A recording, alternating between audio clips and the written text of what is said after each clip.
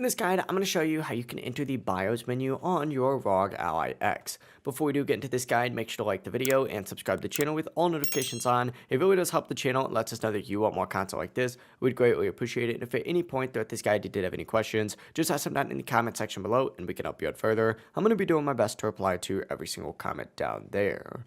First things first, what you're going to want to do is hit the little command center option and go to the armory crate right here. And once you're in your armory crate, what you're going to want to do is scroll down, turn it off, and alternatively you could just hold down on the power icon on your device as well and just wait till the screen is completely black and the joystick's lights are off. That essentially means that the device is fully powered down. Now this next part is kind of hard to demonstrate since I currently am recording, but what you're going to want to do next is press the power button again and turn the device back on. But as soon as it starts booting up, go ahead and repeatedly press the volume down button and keep tapping it continuously while the device is turning on. If done correctly, the system will boot directly into the BIOS menu, and once you're inside BIOS, you can navigate using the joysticks, the buttons, or the touchscreen, and from here you can access advanced system settings related to hardware and performance, but only make sure you're adjusting settings if you understand what they do. Changing the wrong ones can affect system stability.